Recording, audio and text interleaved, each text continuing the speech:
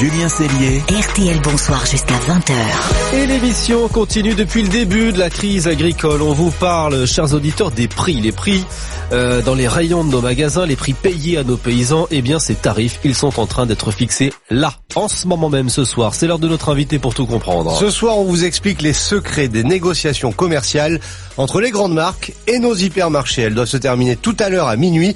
Et pour l'instant, ça se passe pas bien du tout. Alors, dans ce bras de fer, quelles sont les méthodes utilisées? Comment se déroulent les discussions? Est-ce qu'on va aboutir à des prix plus raisonnables pour tous cette année? Pour tout nous expliquer, on accueille Rodolphe Bonas, expert consommation et distribution.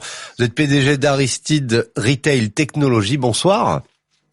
Bonsoir. Et avec nous également notre spécialiste maison, Pierre Herbulot. Bonsoir Pierre. Bonsoir. Vous suivez ces négociations presque minute par minute. Pierre, d'abord, qui négocie avec qui et sur quoi, là, pendant qu'on est en train de parler à nos auditeurs? Alors là, ce sont les distributeurs, donc les grandes surfaces, Carrefour, Leclerc, Système U, et une petite centaine de gros industriels, ceux qui pèsent plus de 350 millions d'euros de chiffre d'affaires. Donc vous avez Panzani, Coca, Ferrero, ils sont 75 à peu près.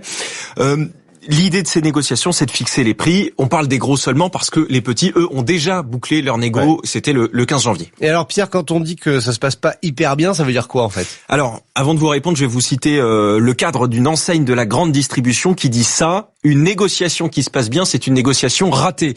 Ouais. Ça vous pose un petit peu le contexte. C'est jamais des discussions qui sont très apaisées, tout simplement parce que c'est le chiffre d'affaires d'un an qui va se jouer pour les industriels.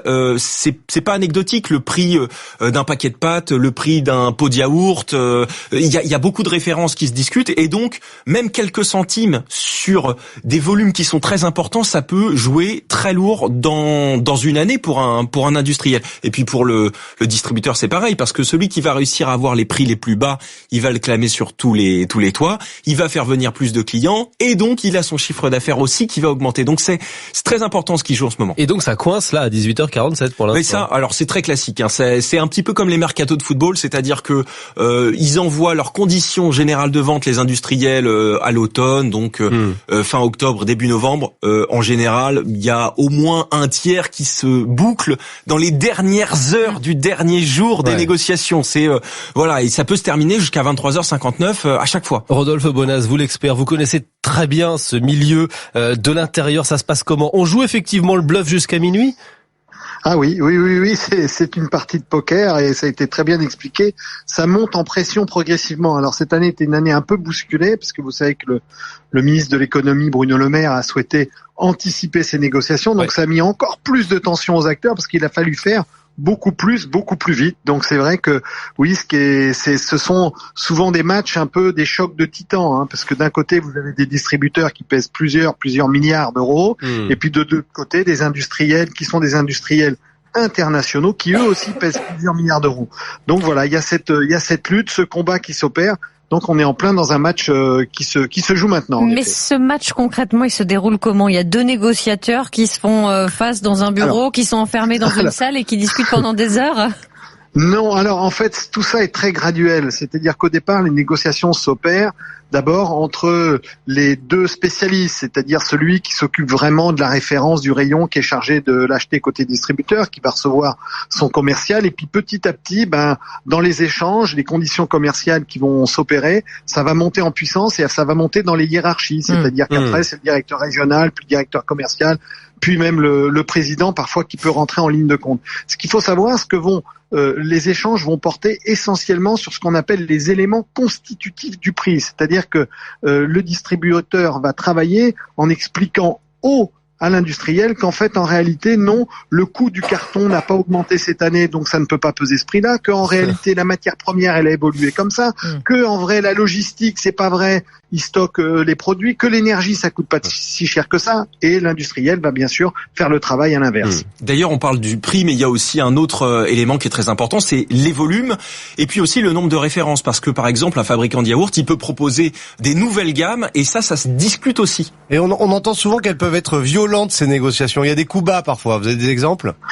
Oui, c'est-à-dire que d'abord elles peuvent être assez théâtrales, c'est-à-dire qu'on peut avoir des claquements de porte, des sorties intempestives, et même aussi par moments des certaines situations on a carrément des déréférencements, c'est-à-dire qu'on n'arrive pas à aboutir, et donc l'étape ultime du distributeur c'est de dire finalement j'ai décidé de ne pas vendre tes produits. Et là je fais le lien avec ce dont on vient de parler, parce que là il y a un jeu qui se joue, c'est-à-dire que déréférencer une très célèbre marque de soft drink que je ne citerai pas en bouteille rouge, et bien finalement c'est un impact énorme pour le distributeur, parce que dans certaines situations ça fera faire moins de fréquentation en magasin, et donc du coup si vous voulez vous avez par moment des jeux qui sont inversés, c'est-à-dire certaines marques qui sont parfois plus puissantes que le distributeur. Et voilà. Est-ce que le c'est pour ça qu'il contexte peut y avoir des coups d'éclat. Est-ce que le contexte actuel, la nécessité d'entendre les paysans, l'inflation qui pèse sur le porte-monnaie des ménages, est-ce que ça a une influence sur les discussions là aujourd'hui le 31 janvier 2024, est-ce que ces données sont prises en compte? L'actualité est prise en compte? Alors, l'actualité en tant que telle, elle est prise en compte parce que vous savez que ces négociations sont encadrées par une loi qui s'appelle la loi Egalim. On en parle beaucoup. Oui, exactement. Dans cette loi Egalim, si on rentre vraiment un peu dans les détails, parce que c'est le but de l'émission, il faut bien comprendre que l'industriel est dans l'obligation de donner une lecture de l'évolution de ce qu'on appelle la MPA, c'est-à-dire la matière première agricole. Et là, on est au cœur du débat, c'est-à-dire que l'industriel est obligé de dire aux commerçants, moi, le poids de la matière première agricole, voilà ce que ça représente dans mon prix. C'est une donnée qui doit être validée par un commissaire aux comptes, et c'est là-dessus qu'on a une vision claire de la rémunération des agriculteurs. Et c'est cette rémunération que l'industriel s'engage à donner aux agriculteurs. Voilà, les prix pour les paysans et les prix pour nous dans les rayons sont en train de se jouer là en ce moment même. Merci beaucoup Rodolphe Bonaz, vous l'expert consommation distribution. Merci Pierre Arbulot, l'expert maison ici à RTL. Merci à tous les deux pour vos explications. Ne bougez pas, RTL Bonsoir, la suite, c'est le match, le duel. Sans merci, là aussi des infos pour briller au dîner entre Isabelle et Marion. Et puis Édouard Baird sera notre grand invité après 19h. À tout de suite. RTL Bonsoir.